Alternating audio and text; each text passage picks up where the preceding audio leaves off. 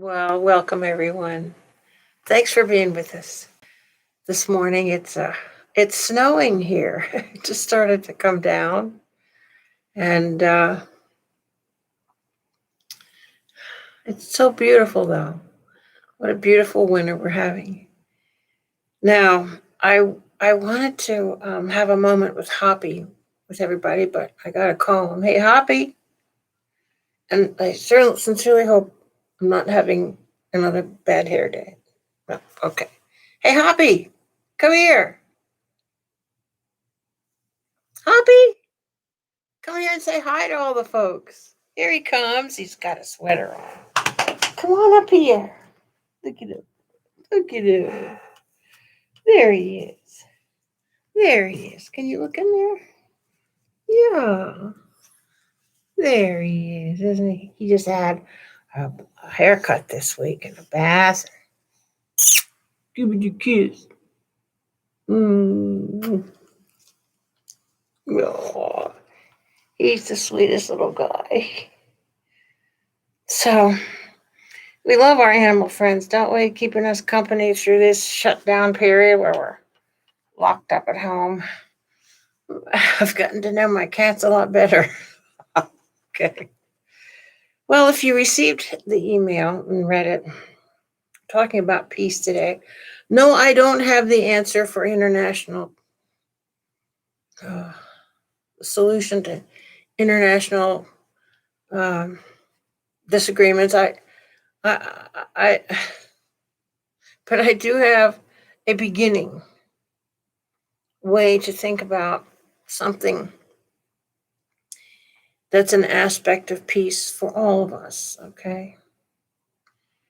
So, without further ado, let us begin.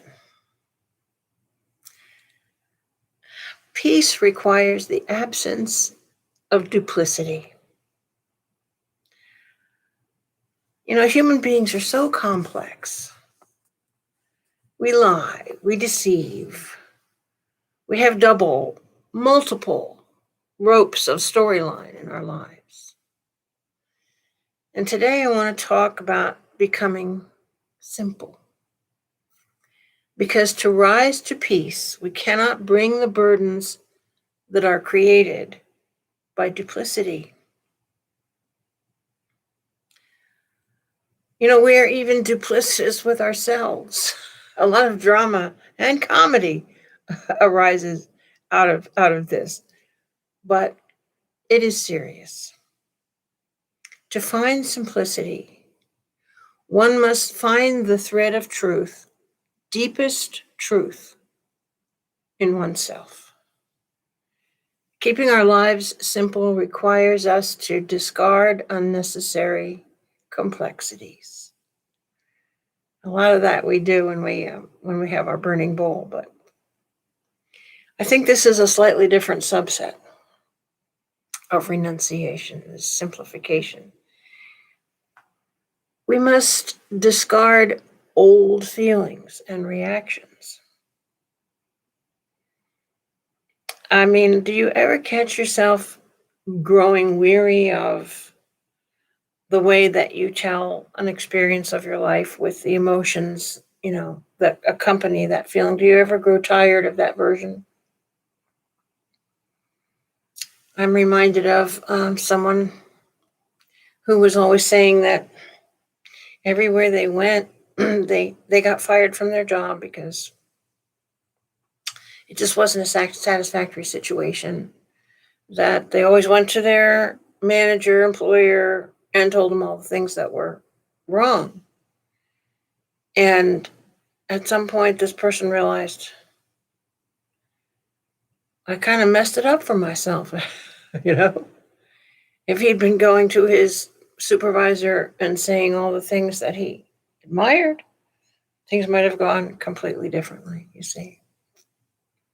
So, discard old feelings and old reactions and the context that you give to your experiences and try to see them anew. Another thing to discard is repetitions of some special pleasure, even taking ourselves away from situations that require us to betray ourselves. Well, that's two separate things. Discard repetitions of some special pleasure, even. To go back to a pleasure that you've had for so long. Let yourself outgrow that. There are many pleasures in life to be had. And that kind of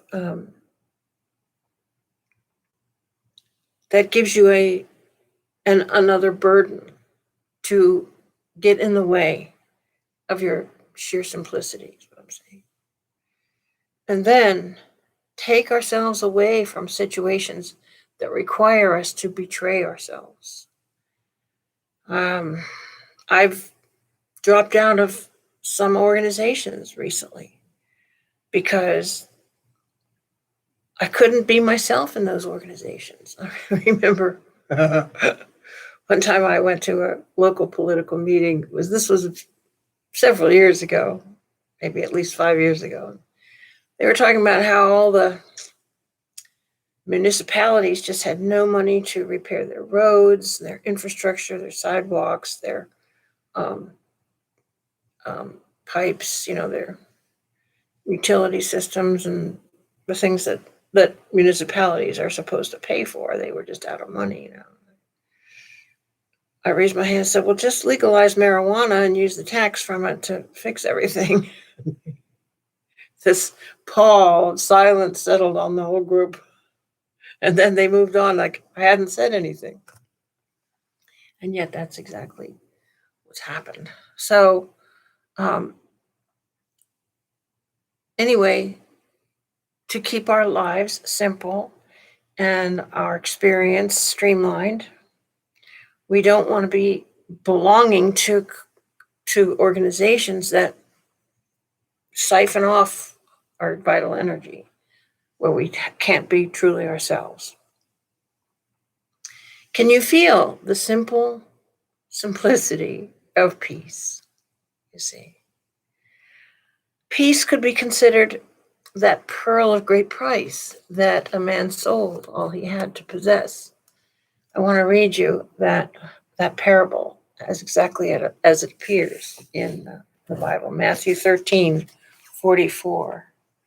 These are the parables about the kingdom of heaven. And the kingdom of heaven, well, that is a state of consciousness that is absolutely marked by peace.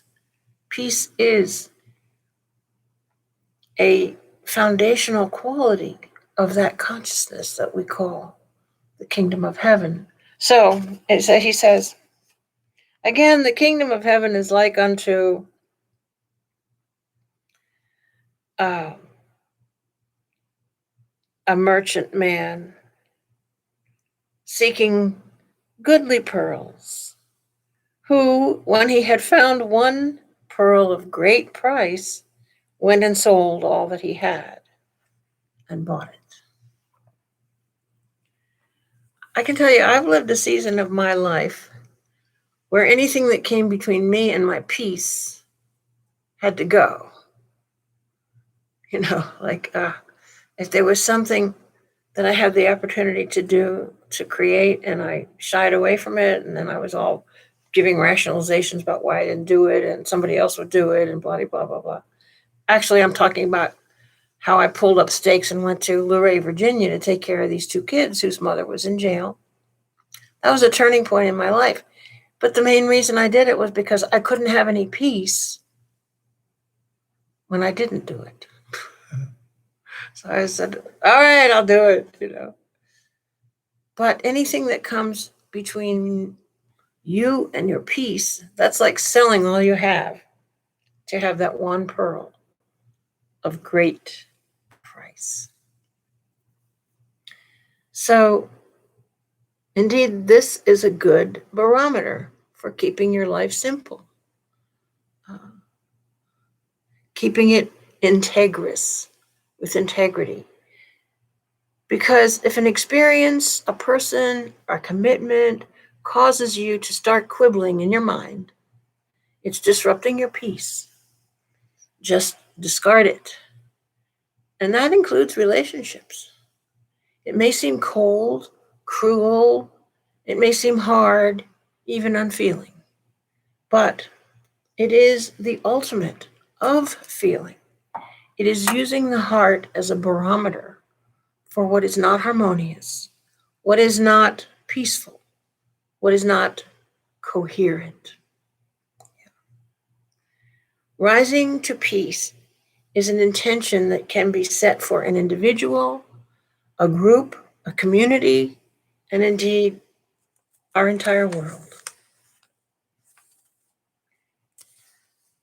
We rise out of the consciousness that is attached to temporal circumstances and enter the realm of the sublime, enter the realm of trust, truth, and connection. Do you realize that all the mythological entities, characters in the Bible, the Greek gods and such, they all represent experiences in the unfolding consciousness of human nature? The devil, the serpent, the warrior, the prophet, the healer, the tempter, the fallen angel, Lucifer, the archangel Michael, Gabriel, Mother Mary. And then there's the Zeus, Apollo, Mercury, Venus, and the list goes on. All of us experience these energies, either in this life or in other incarnations. They all illustrate the folly of human nature when in the lower realms of complexity. But when you look to the simplest form of consciousness, being in coherence, being without duplicity, you place yourself on a path where you are rising to peace. And so I would like to look at this prayer of St. Francis with you today.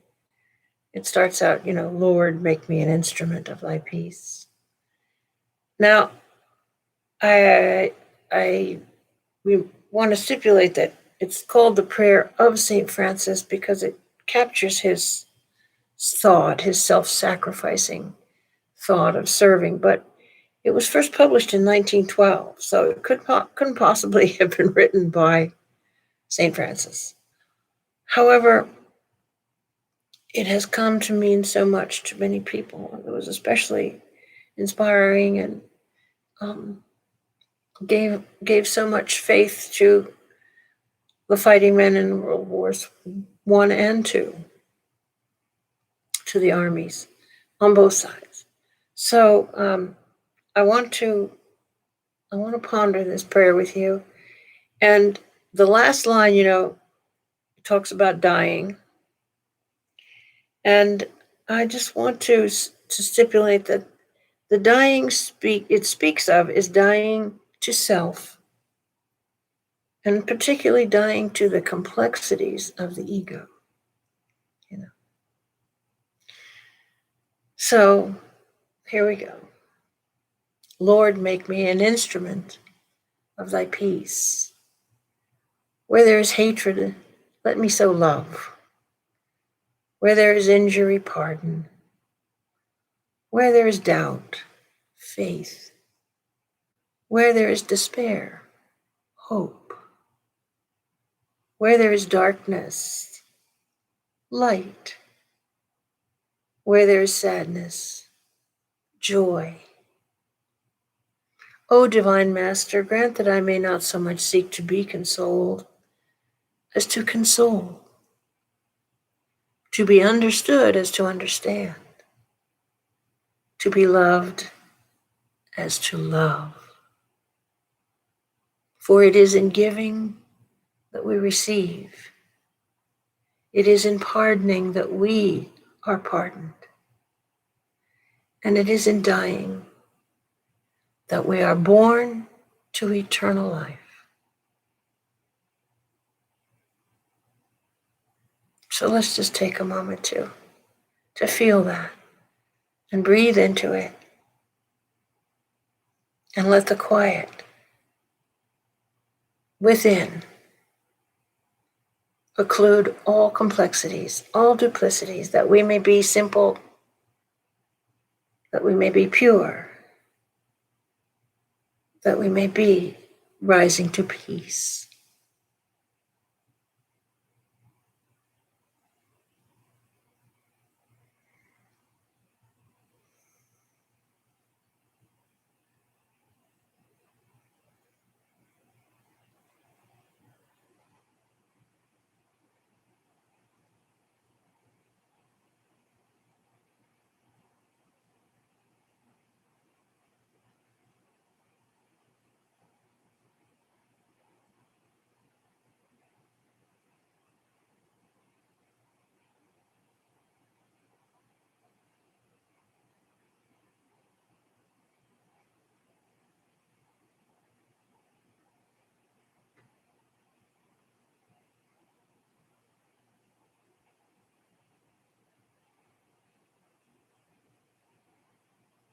Our hearts are blessed and filled, strengthened, and clarified. So be it. Amen, amen. Now, we don't put music in our videos.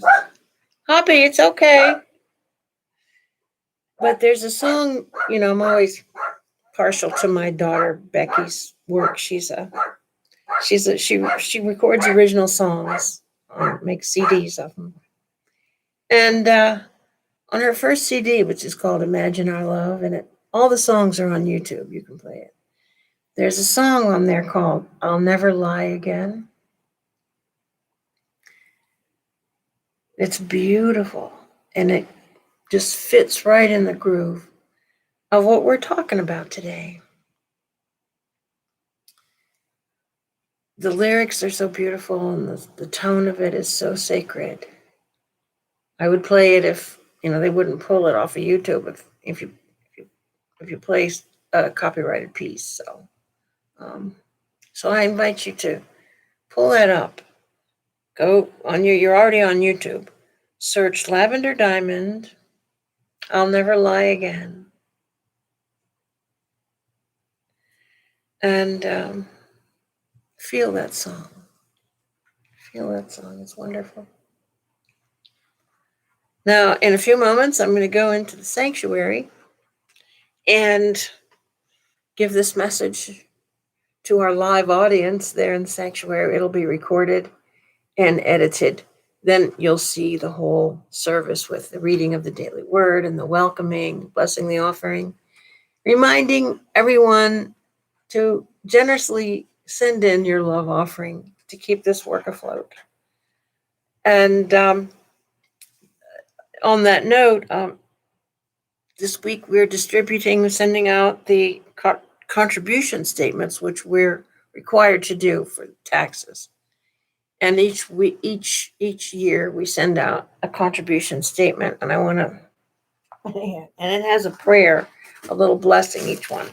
And a lot of people don't give their offerings with their name on it, just anonymously, so they would never get one of these. So I want to read you what the blessing is on this year's contribution statement.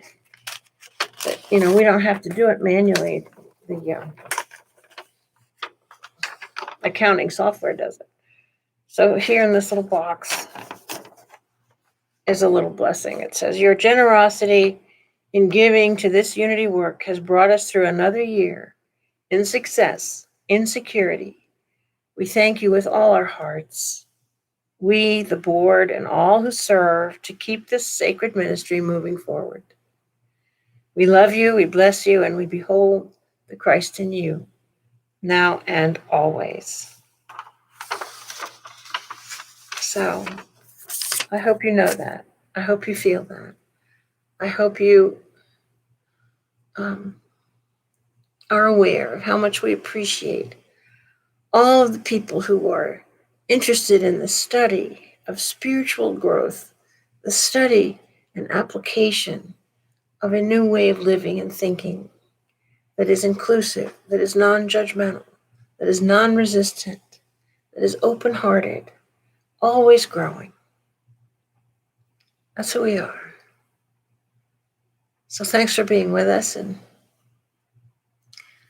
have a wonderful rest of your day and all week, and I hope to see you next Sunday.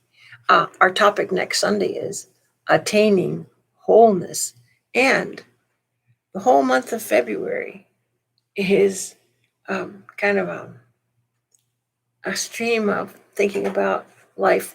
The first Sunday in February is the breath of life, and then the bread of life, and then the tree of life, which is the basis of, that is the keystone idea of Kabbalism, the Kabbalah. And then the last one is something about water. I can't remember. Anyway, looking forward to all of these wonderful times when we bathe ourselves, when we immerse ourselves in the unlimited, freeing truth of being. So, bless you. Thanks for being with us. Bye-bye.